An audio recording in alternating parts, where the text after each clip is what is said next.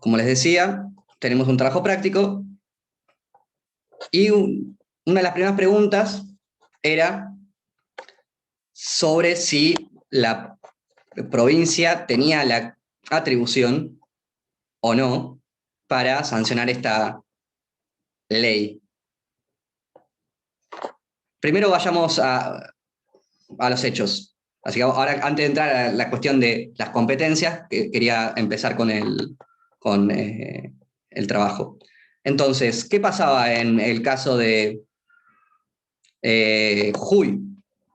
Sobre Mario Santos y el gobernador ¿cómo se llama? Morales.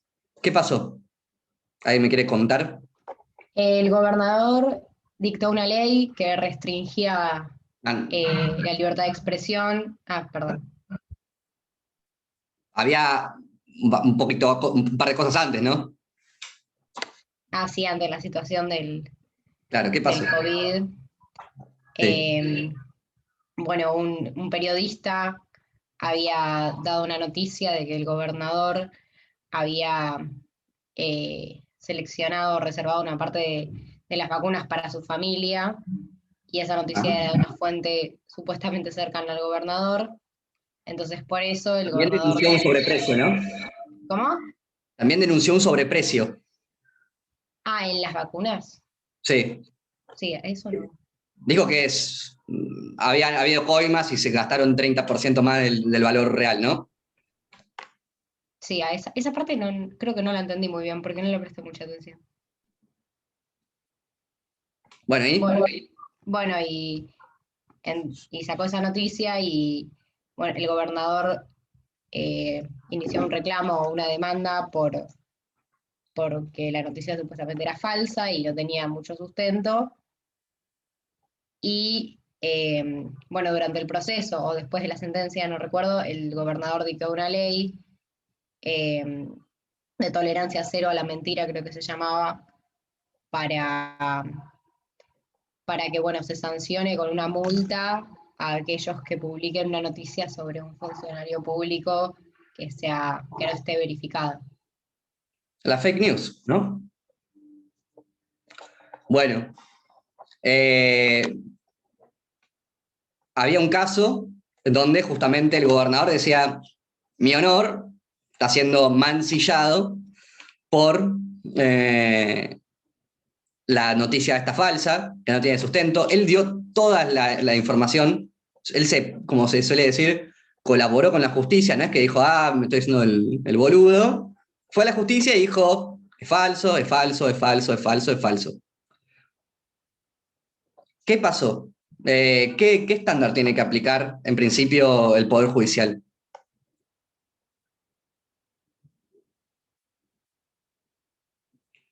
Libertad de expresión, Tiene no es tema federalismo este. tiene que aplicar la doctrina de la Real Malicia. O Campillay. No, porque De la es un Real funcionario público, Malicia. no es un particular. ¿Están todos de acuerdo con Morela que tiene que aplicar Real Malicia? Sí. Sí. No sé, por ejemplo, a nosotros nos llegó una duda sobre si Campillay sí o no. ¿Por qué podría ser Campillay? No podría ser Campillay, porque Campillay es para particulares. Perfecto, entonces, bien. Primero, parecería muy importante detectar quién es la persona involucrada. Si es Morela Riemersma o es el gobernador de la provincia de Jujuy. Entonces, bien que detectaron que hay que aplicar las cuestiones relativas a New York Times versus Sullivan, Patito, Kimmel, etcétera, la jurisprudencia sobre real malicia argentina e interamericana. Entonces, ¿qué implica ese test? ¿Qué es lo que hay que hacer? Teóricamente hablando. Hay que establecer si la noticia que, no sé si lo estás preguntando, pero hay que establecer si la noticia que sacaron a la luz fue con un índole realmente negativo, sabiendo que era falsa desde un principio y queriendo propagar una fake news que ya se sabía que no era real y no tenía sustento. Vayamos un poco más sobre eso. O sea, no es solamente, era saber que era falsa, o no tener ninguna preocupación por chequearlo. Entonces eso es muy importante. Ese es el estándar que ustedes van a tener que aplicar para ver si el periodista está amparado o no está amparado. En principio, es una doctrina súper protectoria de los periodistas. Esto quiero que quede muy en claro. La primera enmienda y la doctrina de la libertad de expresión está pensada no para defender el honor, no para defender la intimidad, no para defender el patrimonio o el capital o nada de los políticos o de las personas afectadas. En principio, la libertad de expresión está pensada para proteger incluso acciones que causan daños. Y efectivamente acá había un daño. Y la doctrina de la Real Malicia incluso estaría dispuesta a decir que necesitamos proteger el daño ocasionado. ¿Por qué? ¿Qué hay algo más importante que eso? ¿Qué es lo que dice el juez Brennan? La libertad de La libertad de expresión. expresión. No, porque la libertad de expresión no puede proteger la libertad de expresión. ¿Qué es lo que está queriendo proteger la libertad de expresión? Que haya La censura, censura, la sí, democracia. que no haya censura previa. La democracia, el autogobierno colectivo. La idea pluralista, y también puede ser pensada de manera dialógica, de la democracia parte o necesita que haya un debate robusto, desinhibido y libre entre las personas. Que los periodistas tengan protecciones adicionales para criticar a los funcionarios públicos. Porque se piensa que sin eso no puede ser posible realmente el autogobierno colectivo, el control a los políticos, al Estado. Entonces, es muy importante que piensen la doctrina de esta manera, como una forma de proteger la deliberación democrática. No es que los periodistas tienen más responsabilidades, los periodistas tienen más protecciones que nadie para justamente criticar al gobierno. Y la doctrina de la Real Malicia lo que busca es justamente eso. Porque ¿qué podría pasar? ¿Qué pasa si le pongo una multa de $200.000 a Mario Santos? Los otros periodistas no van a querer volver a compartir nada que sea referente al gobierno, que pueda dañar la imagen de algún funcionario. Sea verdad o no. Puede tener un efecto silenciador en el resto. No sé, imagínate un ciudadano jujeño dice, Mario Santos, que es uno de los principales periodistas de la provincia, le meten semejante multa, yo si voy a una marcha amparado en el derecho a la protesta, mañana me sacan a sablazos. Leí a Nico Tauber, dijo que tengo derecho a la protesta, y después voy y... O sea, si a un periodista súper conocido le están haciendo esto, no solamente va a tener efecto en otros periodistas, sino también en la ciudadanía. Que no solamente no va a tener la capacidad de escuchar esa información, que puede ser importante para el debate público, pero sino en su capacidad también de ser crítico del gobierno. Entonces, el efecto silenciador, el efecto chilling effect, dice el juez Brennan, es decir, el efecto que puede hacer que no tengamos más restricciones a hablar libremente, es muy importante y es muy nocivo. Por lo tanto, la jurisprudencia de la Corte tiene que ser súper protectoria. Y en el caso, ¿se da? ¿Cómo se da esto? ¿Cómo se aplica el estándar? Porque eso siempre nosotros les criticamos. No se queden solamente con la doctrina, sino que apliquen el caso. ¿Cómo se aplica el caso? que en este caso el periodista sí había intentado buscar la veracidad de los hechos, tenía su fuente, y no era como que lo decía a propósito para mentir o sabía que era falso o no estaba buscando la mentira. En cambio, en este caso, el periodista Santos como que quería decir la verdad y como que en los límites que tiene la libertad de expresión se expresó bien y conforme a lo que está establecido. ¿Vos? Creo que... Perdón. Sí, sí. ¿Quién dijo? No entendí bien, pero creo que partió de una noticia pública, que era que se habían comprado vacunas a un precio más elevado, por lo que entendí. Entonces, no partió de una premisa falsa. Entonces, vos, primero que, está muy bien lo que estás diciendo, lo primero que hay que considerar es que es un tema de interés público. ¿No? Eso es lo que estás diciendo vos.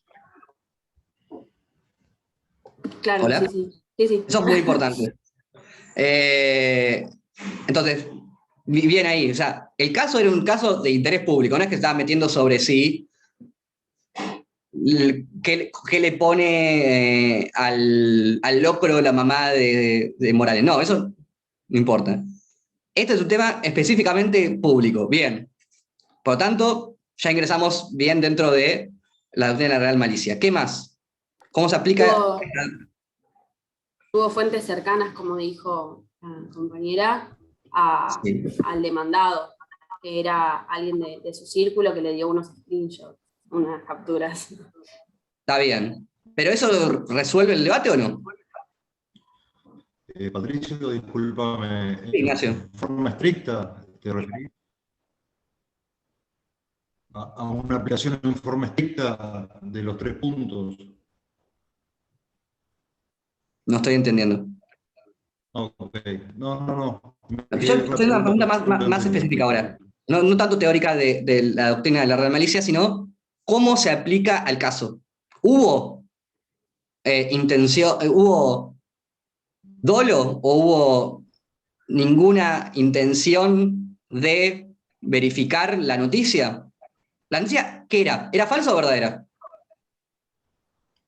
Era supuestamente Perdón. era falsa por lo que dijo el gobernador, con lo que expuso en la justicia. Ok, es falsa.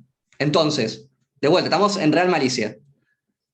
¿Cómo se aplica el...? Porque sobre noticias verdaderas no podría aplicarse Real Malicia, ¿no? Entonces, ¿qué pasa? Se aplica... ¿Quién tiene la razón? El funcionario público tiene el deber de comprobar que hubo real malicia por parte del periodista para perjudicarlo. ¿Y lo hubo o no? Eso es lo importante. Yo sé, ya entendí que entienden la doctrina. No, Sí, le Para mí dañaron el no. honor, pero también le aplicaron una sanción, como que fue mucho, fue un monto pecuniario, Bien. creo que se dice, y nada más capaz bastaba con una disculpa del periodista o que se publique la información verdadera y listo. Como Bien, que fue ahí no metemos el mucho. tema de la reparación. Pero vos lo que estás diciendo, que creo que contrario a lo que dijeron antes, antes dijeron que el periodista tenía que ganar el juicio. Ahora vos decís que el gobernador tiene que ganar el juicio. No, que me pareció, me pareció mucho la sanción que le aplicaron. No vayamos a eso. Yo estoy preguntando, esto es lo importante del examen, por eso a veces no les va bien. Dicen, no, bueno, la autonomía, no sé qué. Pero, sí, la autonomía, no sé qué, es importante. Pero ahora, ¿cómo en el caso? ¿Quién tiene la razón? El gobernador, porque le publicaron algo falso. Para mí Eso no no. resuelve. Profe, Para para mí mí no. igual, perdón, habla More. Gracias. Lo que yo quería decir es que está bien, la noticia era falsa, pero no se probó la real malicia, porque el periodista sí investigó y él creía que era verdadera. O sea, no es que supo que era falsa o que debió haber sabido que era falsa y lo publicó igual. O sea, que sea verdadero o falso como que acá no es tan sustancial. Bien. Ahí, eso, lo que está haciendo Morela es lo que yo les pido que hagan. Es, bien, explicar el principio, explicar los componentes y ver si en el caso puntual ustedes pueden aplicar esos principios. ¿Y cómo se aplica en el caso? Santiago, te extrañamos. Hola, perdón, no puedo poner la cámara hoy, pero Está todo bien. sí, yo tengo una consulta sobre este tema, porque yo en mi trabajo mencioné, bueno, contestando a esta pregunta, a Fait en su disidencia en Campillay, cuando habla de que la calidad o la naturaleza de la fuente puede llegar a eximir o exime en realidad, al periodista de la responsabilidad si deviene falsa, por ejemplo, la noticia o el dato, por ejemplo, que ha publicado. ¿Podría en este caso aplicarse también? Eh, Creo que eran dos disidencias que lo mencionaban. Sé que en el caso de Campillay es diferente porque en este caso es una fuente cercana al gobernador y en el otro era un comunicado de la policía. Sí. Pero bueno, Yo lo que quiero, Santiago, que vos pienses quién es el afectado y quién es el protegido en Campillay y en este caso, y las diferencias. Por eso les pregunté, ¿qué se aplica? ¿Campillay o se aplica Real Malicia? ¿Qué test hay que utilizar? Y de vuelta, como bien decía Morera, estamos hablando del gobernador. Campillay no es de tanta utilidad en este caso en particular, porque no estamos hablando de una persona anónima, X, sino estamos hablando de el gobernador y su familia, que son personas públicas. Entonces, lo que hay que aplicar es el estándar de Real Malicia. ¿Por qué? Porque estamos hablando de personas públicas, de asuntos de interés público. Entonces, yo creo que coincido con Nico, coincidimos en esta, que no, para mí no pasaba Real Malicia, porque el tipo agarró un chat entre un ruso y un jujeño. Eso, ahí está la cuestión del abogado, es decir, eso es realmente, es no tener ninguna intención de investigar. Bueno, quizás sí. Pero si ustedes quieren argumentar lo contrario, es decir, bueno, ante la duda, yo estoy a favor del periodista, bueno, podrían argumentarlo también. Pero hagan ese esfuerzo de aplicar, bajar el principio y explicar, dar una razón, porque sí o porque no, para decir si había que proteger al periodista. Otro problema hubiera sido el de Agustina. Decir, che, $125.000, eso tiene, más allá de que sea verdad o no, tiene un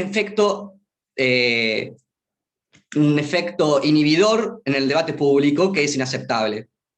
Y ahí podría argumentarse lo que dice, creo que era Agustina, ¿no? Dijiste que, bueno, era mucha guita. Bueno, a pesar de que no pasa New York Times versus Sullivan, no pasa la Real Malicia, puede decirse que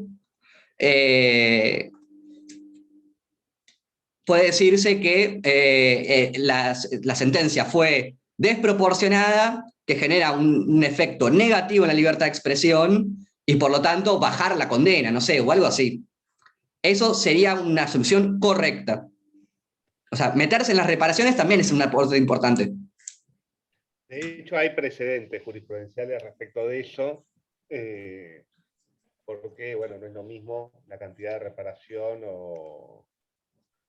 así que eso es un planteo muy, muy inteligente si lo hacen, ¿está bien? Porque el hecho de que sea vencido por la Real Malicia no termina la discusión.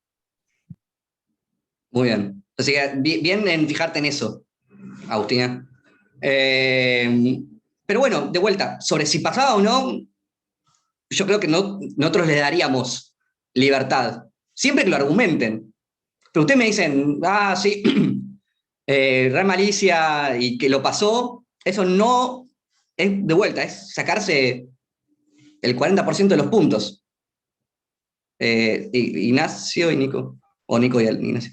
Una cosa, perdón, para nosotros en principio, digo para reforzar esto que dice Patricia, en principio para nosotros no pasa por estas razones, porque parecería de que hubo una manifiesta negligencia del periodista, que no le importó, ¿está bien? La realidad y que lo quiso. Pero todo eso debe ser mirado con una lupa hiper estricta, ¿está bien? Con lo cual, la posición de que está amparado por la real malicia es súper sostenible y dependerá de cómo lo argumenten. También depende cómo argumenten de que no está protegido por la real malicia, porque el caso es muy gris, permite cualquiera de las dos soluciones, está hecho para eso, ¿está bien? Entonces, si nosotros le poníamos, qué sé yo, que había una entrevista con, no sé, con el encargado no sé, de la empresa de vacunas que decía eso, bueno, ahí es obvio que está amparado, porque tenés un testigo o una declaración de alguien que dice, bueno, pasa tal cosa. Entonces, hicimos un caso gris para que argumenten. Con lo cual, no se queden con que está bien o mal la respuesta, por favor, quédense con que está bien o mal argumentada. Si dicen simplemente, pasa el test de la real malicia y no explican, está mal. Si dicen, no lo pasa porque mintió, está re mal, porque mintió, no importa, está bien, no ese es el test de la real malicia. Entonces, vayan a las razones, por qué sí, por qué no, y en la aplicación de real malicia, como es una cuestión pública, como nos interesa muchísimo la opinión del crítico, como en principio está protegido. Perfecto. Ignacio, ¿vos querés decir algo? No, Con lo cual eso también va a jugar responder en esto que Nicolás decía Patricio, que es lo que planteó Agustina. Por eso, y cierro con esto, por eso es muy importante lo que planteó Agustina y después le tomó Patricio respecto de que, aun cuando no pasara el test de la real malicia, siempre hay que ver con sospecha, restrictivamente, las reparaciones en estos casos, ¿está bien? Siempre priorizar mayor debate, entonces seguramente sería mucho mejor que el mismo medio reproduzca la sentencia, por ejemplo, en el mismo lugar o quizás en un mayor lugar, que una pena pecuniaria para con el periodista. ¿Por qué? Porque no queremos afectar el sistema democrático. Cuando estamos en esto, no nos importa tanto el daño del funcionario público, nos importa la calidad del debate democrático. Y también puede ser afectado por la fake news, como hemos visto en los últimos años. Esta problemática de la fake news no era un problema en la década del 60, pero hoy empieza a ser un problema. Entonces también nos interesa qué respuesta o cómo usamos las teorías que tenemos para los problemas del hoy. Eso no. Así es. Profe, una pregunta. Sí, Ángela, ¿cómo andas? Hola. Al momento de que el periodista pide a su fuente documentación para avalar lo que está diciendo, ¿no quedaría amparado también, o sea, que se está preocupando por la veracidad de lo que le proporcionó el periodista, la fuente? O sea, yo creo que si yo te pido una fuente a vos y vos me pasás un WhatsApp de un ruso, y eso no parece muy... no es nada. Claro, sí, tipo, no es muy como que sostiene, pero no quedarían parados, o sea, al menos en eso de preocupación, no pero vos sos quedarse periodista. solo en la palabra. Vos sos periodista. Sí, bueno, te pido, che, tirame los datos. Y a vos te dan eso y decís, bueno, pero esto no me demuestra nada, ¿no? Claro, bueno, sí, no sostiene mucho. Entonces, yo creo que una persona preocupada podría decir, no, bueno, voy a ver qué onda. ¿Me entendés? Eso me refiero. O podría decir, hay versiones de... Claro. Y no afirmarlo como... Pero Tal bueno, cual. está bien igual el criterio. El criterio es, en principio, protegemos al periodista. Y si no nos gusta el periodista, lo protegemos más.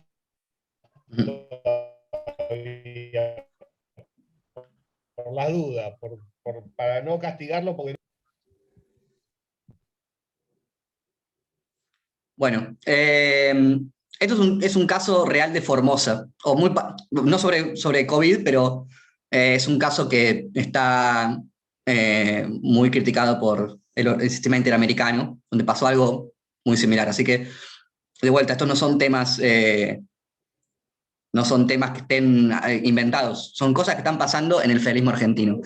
Y vayamos a lo que pasó después, porque no solamente pasó esto del accionar judicial, sino también que después el gobernador y su bloque y la legislatura sancionó una ley contravencional, la ley de la tolerancia cero contra la mentira, que establece que como contravención la publicación, distribución, circulación o generación por cualquier medio o vía de comunicación, ya sea oral, escrita, televisiva, radial, telefónica u otro canal informático, sea cual fuera el medio tecnológico, aparato o utilización de distribución escrita, una información falsa respecto del COVID-19.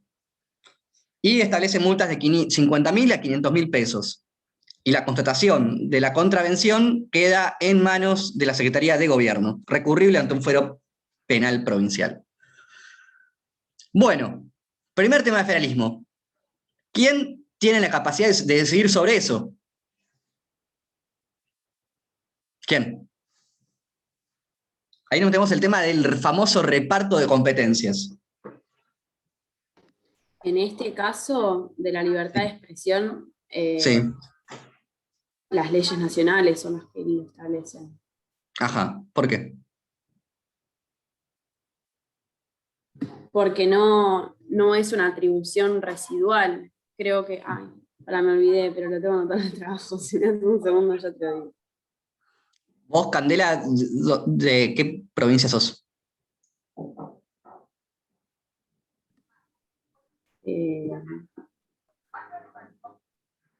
¿Dónde vivís? Realmente en Buenos Aires.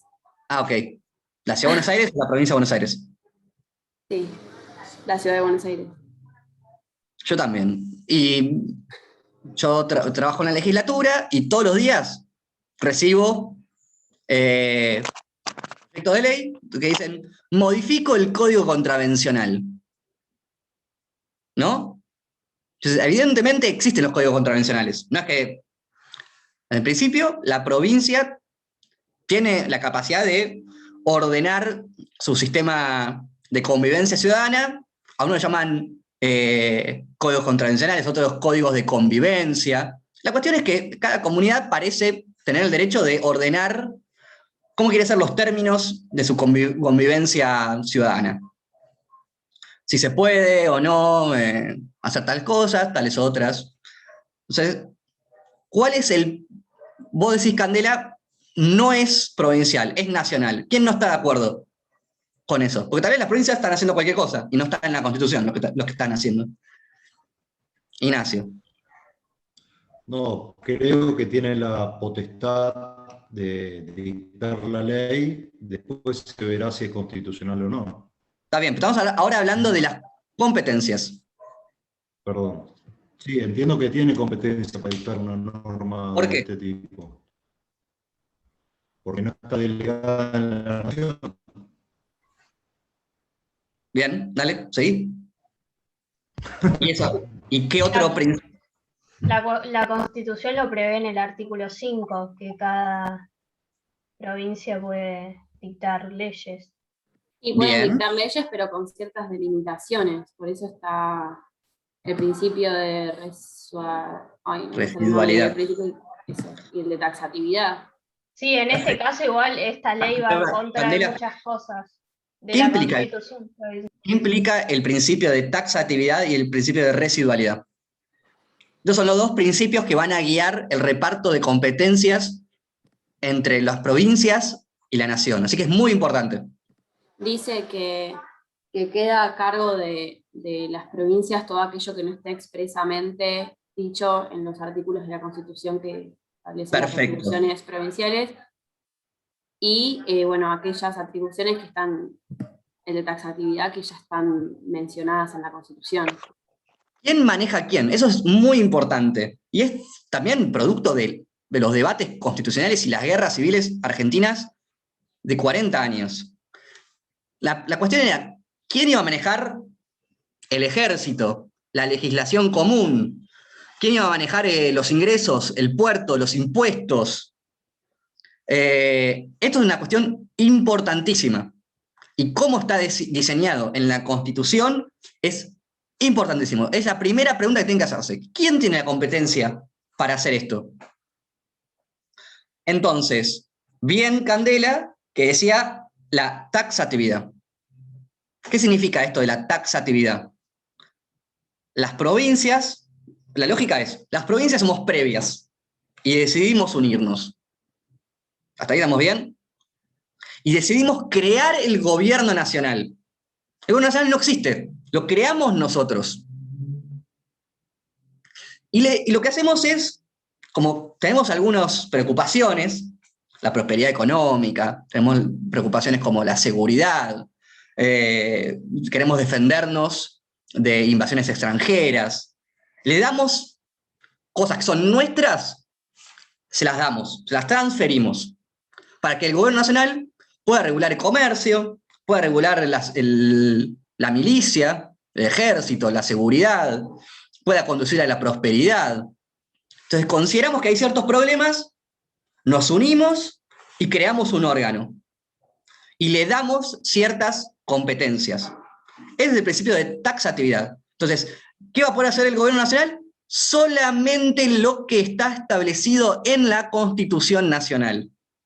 Lo dice en el artículo 126. Perfecto, perfecto. Eso es el primer principio. Y es un principio súper federal. Usted no puede hacer más de lo que nosotros le permitimos.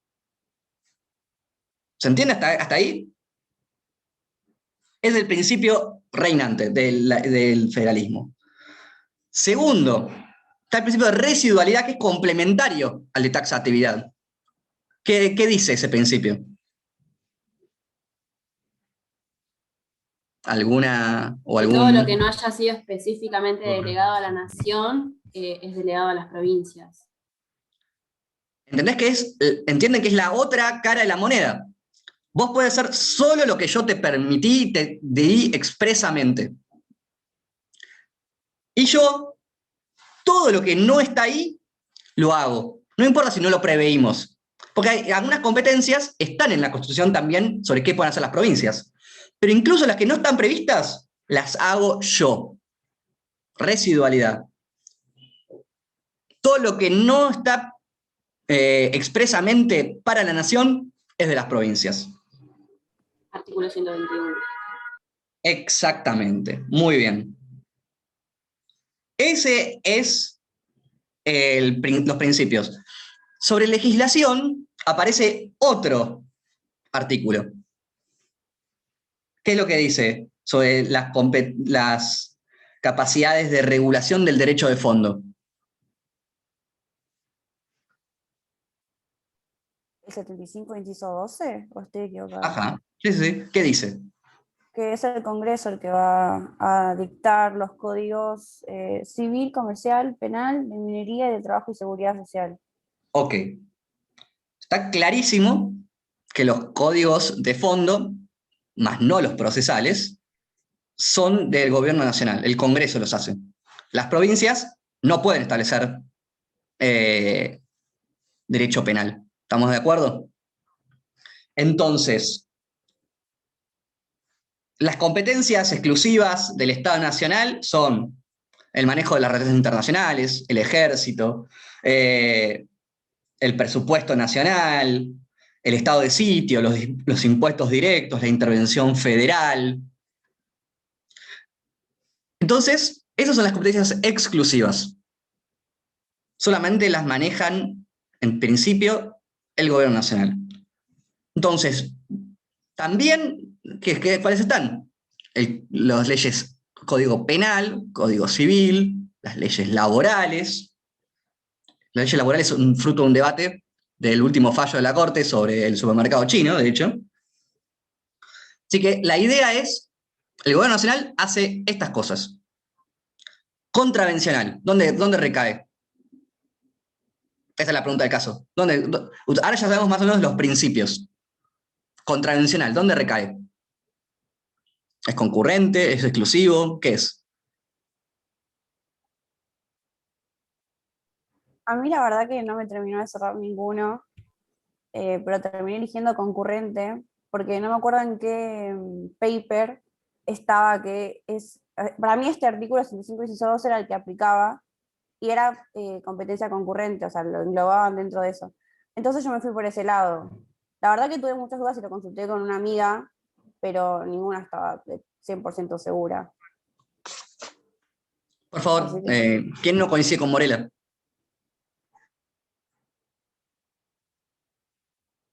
Es muy importante esto. Que si el caso, me estás preguntando si en el caso la libertad de expresión es concurrente. No, la libertad de expresión no. El sistema contravencional. El régimen contravencional. ¿Qué es? Es exclusivo de la provincia, creo yo. Que cada provincia puede dictar su propio código contravencional. Sí, y aplicando los principios que recién vimos. ¿Qué dirías vos?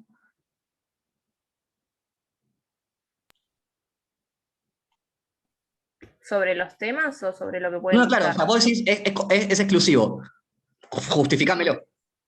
Es exclusivo porque se le da la prerrogativa a las provincias para poder decidir sobre sus Porque nunca propias se lo dieron al Estado Nacional. No está ahí. residualidad. Porque no están taxativamente y todo lo que no es mío. Y el poder de policía, eso es muy importante, el poder de policía es en principio local. Claro. Lo que creo que Morela está diciendo, estoy tratando de verlo a la mejor luz, es acá hay una legislación penal encubierta. Y eso ahí podría ser un argumento interesante. Hay muchas leyes Patricio. sobre... Perdón, sí. Perdón que te interrumpí. Pero yo lo que había puesto era que era exclusivo del Estado, por esto mismo, porque habían puesto una multa, y yo lo entendí más del lado del Código Penal, que es parte de los códigos de fondo que son atribuidos al Estado. Está Yo bien. lo había tirado de ese lado. Yo lo único que diría es, esto es una discusión, pero entiendan cuál es el problema, que en principio es local, eso está claro, pero si ustedes quieren hacer una argumentación de que en realidad está escondiendo una faceta penal, podrían hacerlo. Sí, Nico. Pero tienen que decirlo todo. Si no, así es penal, no. Exacto, se puede sostener las dos cosas. Hay toda una discusión, cuando hagan penal van a ver respecto de lo contravencional. Un buen criterio, en principio, para ver si algo es penal o no, es si impone penas, porque de eso se trata el derecho penal. Y el derecho contravencional, así como muchos otros, el derecho administrativo sancionador, el derecho civil, de hecho, los daños punitivos en defensa del consumidor, en temas de defensa de la competencia, tienen naturaleza penal, con lo cual son categorías que permiten alegar para un lado y para el otro. En general la doctrina y la jurisprudencia ha entendido que la diferencia no es cualitativa, o sea, de calidad, sino que es cuantitativa. Y entonces se ha entendido, pero esto es totalmente discutible, de que lo penal es lo que impone penas de prisión graves, que es la pena como principal de los delitos de los hechos que nos provocan mayor repulsión, y que primero, lo que sea respecto del cumplimiento de atribuciones locales y no sean penados con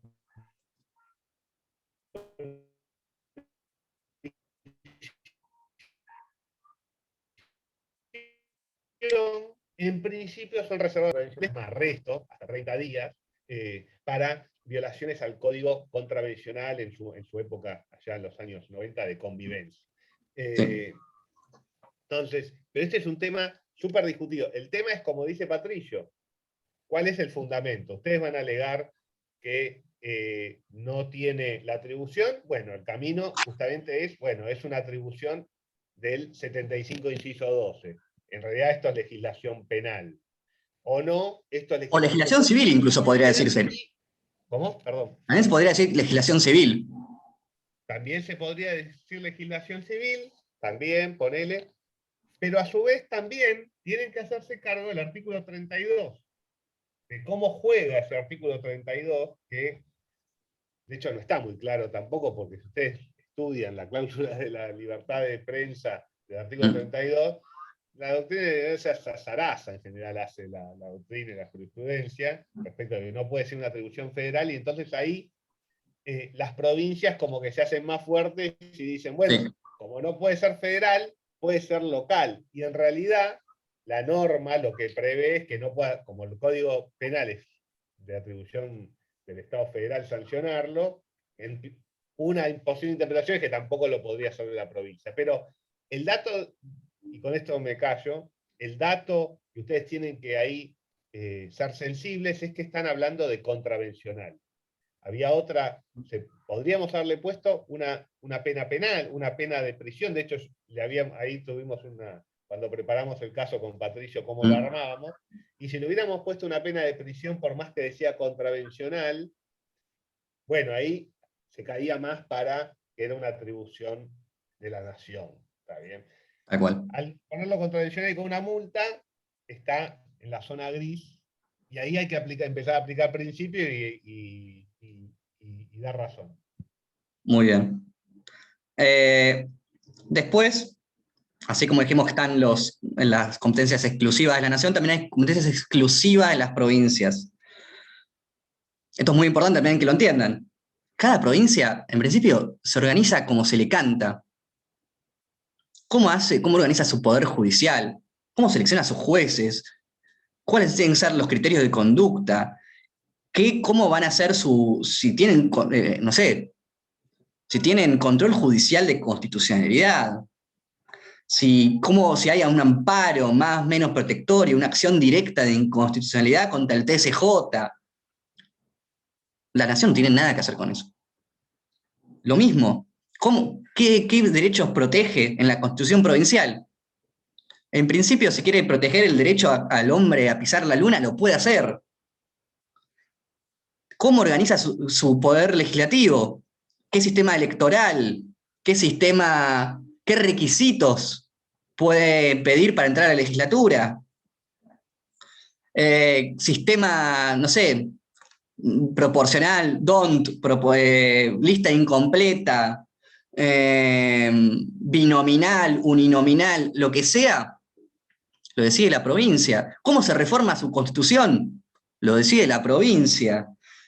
También, su sistema educativo, si quiere darle más bola al régimen agropecuario provincial, si quiere que los chicos o las chicas sepan saber oficios, de vuelta, decisión de la provincia. Las leyes de conducta de la policía, el sistema de sanciones interno de la policía, si la policía tiene que recibir instrucción en derechos humanos, si puede llevar una escopeta gigante y una metralleta o solamente puede llevar un palo, lo decide la provincia. Estas cuestiones, en principio, son todas provinciales. ¿Cómo se maneja la policía de la provincia de Buenos Aires? Lo decide la provincia de Buenos Aires. Y quizás eso es un problema, pero es la idea del federalismo en principio. La policía la manejo yo. La salud, si yo pienso que hay que poner más hospitales, no sé, para prevenir enfermedades de las mujeres, lo hace la provincia. Si quiere darle más bola a la atención comunitaria, lo hace la provincia. Lo decide la provincia. El sistema de salud, la educación, su constitución, su poder judicial, su poder ejecutivo. En principio, cuestiones provinciales. En principio. Porque vamos a ver que la Corte abrió una puerta para intervenir. Y después está la cuestión de los concurrentes. Sí, perdón. O sea que esto solamente podemos juzgar si es algo que se tiene que analizar en un ámbito federal o nacional únicamente por cómo se enjuicia, porque mi duda es, al ser un derecho tan protegido en la Convención y en la Constitución por varios artículos, ¿no debería intervenir la nación si se está dictando una ley así? Esa es mi pregunta, no entiendo bien cómo se controla. Por lo pronto, ahora vamos a contestar eso, pero por lo pronto parecería ser una competencia exclusiva de la provincia. Después podemos ver que puede ser inconstitucional, porque se aplica después algún tipo de escrutinio nacional, por violar un derecho federal o un derecho internacional. Pero en principio estamos hablando de la competencia, y la competencia parecería a priori, ser provincial. Eso es lo que quiero decir. Después uno puede decir que viola la Constitución. Y ahí viene lo que dijimos antes, la relación de subordinación y de la supremacía federal. Pero por lo pronto, cuando hablamos de reparto de competencias, estamos hablando de una cuestión provincial, en principio. Entonces, lo que yo no creo es que pueda ser concurrente, como dijo Morela. No, pero bueno, las concurrencias en la Constitución son gigantes. ¿Por qué? Porque si bien la Corte al principio hizo una lectura muy expansiva de las competencias exclusivas de las provincias, también hay elementos en la Constitución que permiten alegar una amplia gama de competencias concurrentes. Una muy clara es la cuestión medioambiental. La cuestión medioambiental, la nación fija los pisos mínimos, eso lo dice claramente. La ley de contenidos mínimos, la ley de glaciar, la ley de bosque, la ley de humedales, bla, bla, bla, bla, bla. Y después las provincias, la idea es que pueden ir por encima de esa protección. ¿Qué significa por encima? Es una gran pregunta, pero por encima de la protección, pero nunca por debajo. Es una competencia exclusiva, concurrente. Ambas esferas regulan lo mismo, pero de manera complementaria, si quieren. Uno establece el piso y el otro puede ir por arriba. Pero no solamente eso, también están las cláusulas de competencias implícitas del Congreso, que eso le da un gran poder al Congreso de regular un montón de cosas. También está la cláusula de progreso, está la cláusula de comercio, están en el 75 y 13, la de comercio, y 18 en la de progreso, que le dan a las provincias, a la nación, capacidad de regular un montón de cosas. Si ustedes leen esas cláusulas, le da la capacidad a la nación de regular, y si haces una lectura expansiva de esas cláusulas, que es de lo que se ha hecho a partir de los últimos 40 años, vamos a ver que se amplió el universo de competencias concurrentes. ¿Y cómo hacemos para lidiar con esas concurrencias? Hay un fallo muy interesante que se llama Nobleza Picardo. ¿Qué es lo que dice Nobleza Picardo? Y de hecho es citado por la Corte en el voto mayoritario de Rosencrantz, de Rosati y Maqueda, en el caso del último de educación. Lo que dicen es que todo lo que no... Ahí hay una trampa constitucional que la detecta muy bien un compañero de la cátedra que se llama Sebastián Guidi, que dice algo así como, bueno, casi todo es concurrente. ¿Por qué? Porque la cláusula de progreso, la cláusula de comercio, le dan grandes competencias a la nación. Lo cual es el estándar que se va a tener que aplicar en caso de concurrencias, es la cláusula de la repugnancia efectiva. ¿Qué significa esto? Que vamos a tener que, en defensa del federalismo, vamos a tener que hacer una lectura que solamente se va a declarar la inconstitucionalidad de una regulación provincial siempre que sea incompatible la regulación provincial con la nacional. Si son incompatibles, y entonces la legislación provincial frustra la legislación nacional, ahí se va a declarar la inconstitucionalidad de la ley provincial.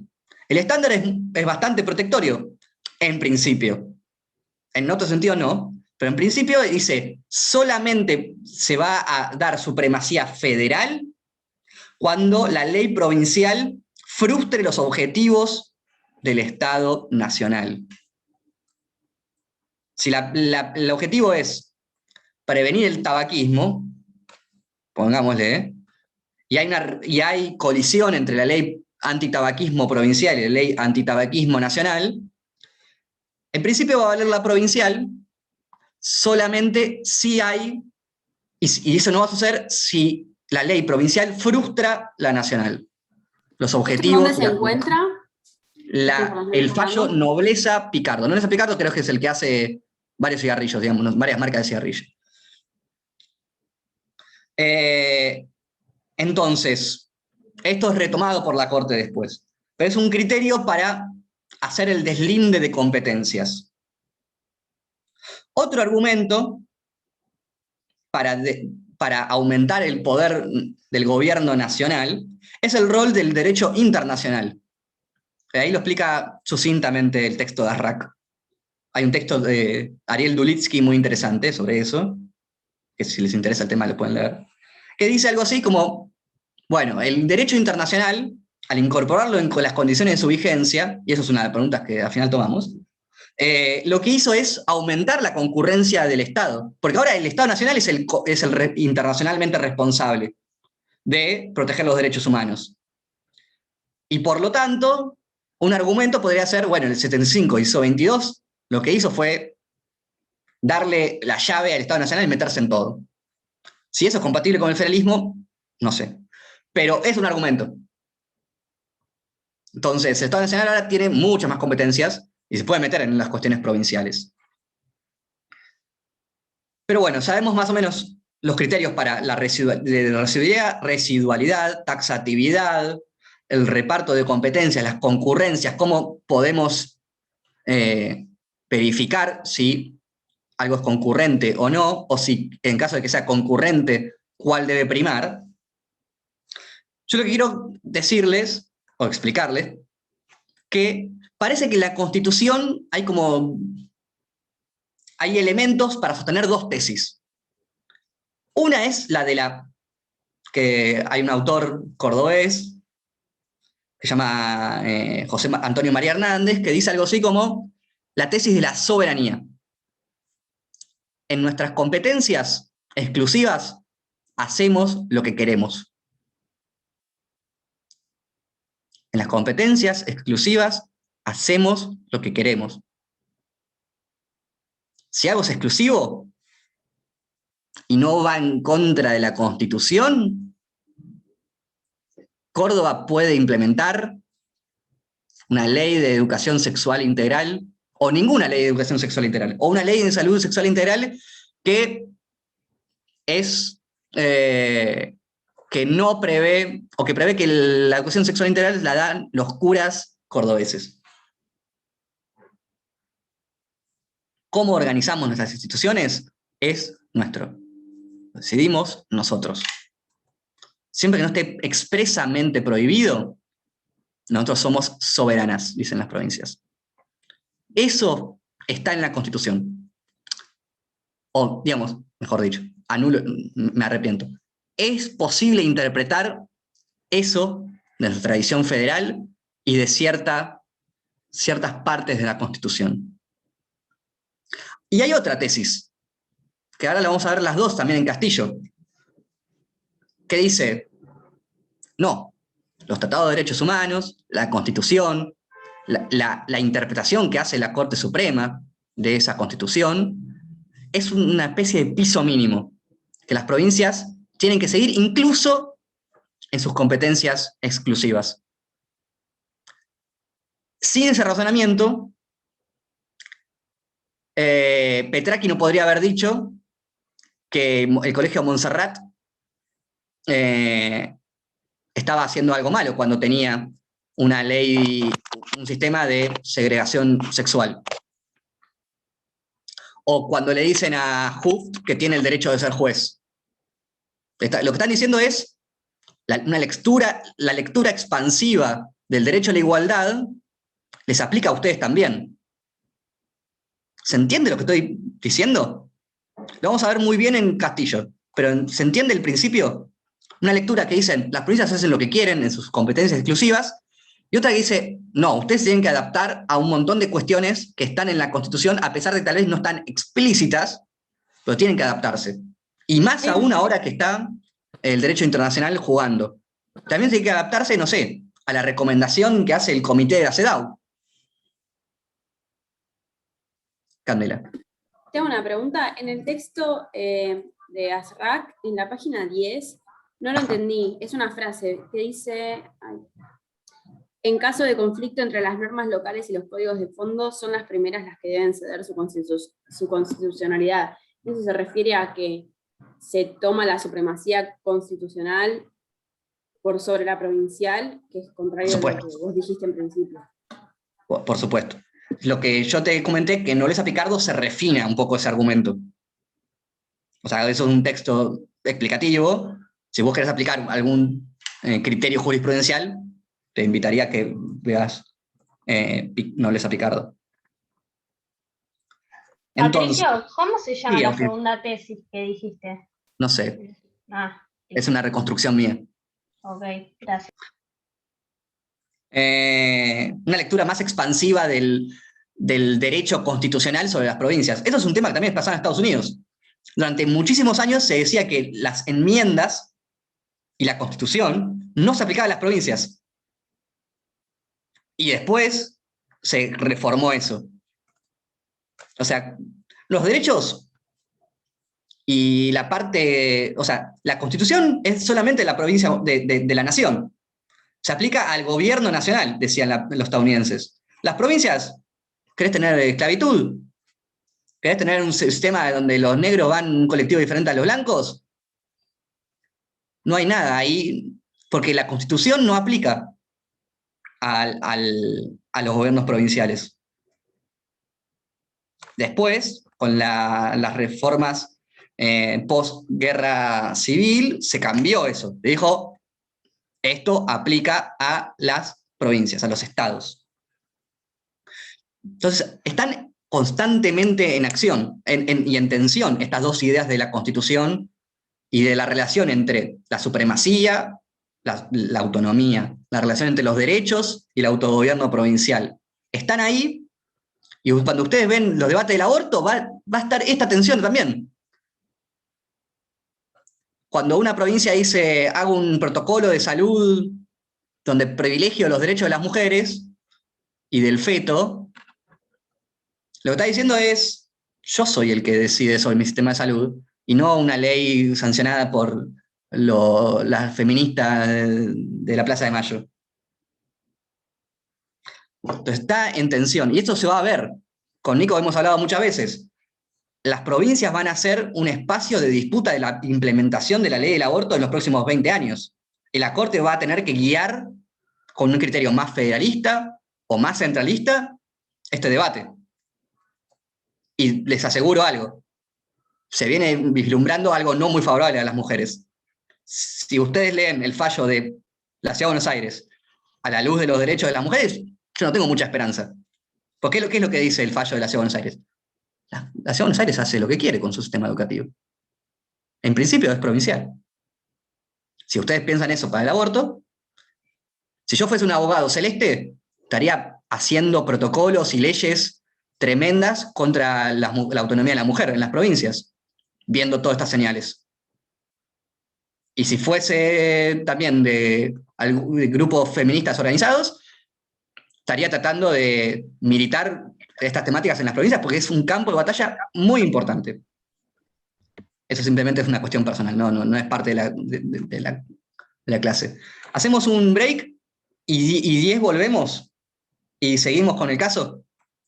Dale. Dale.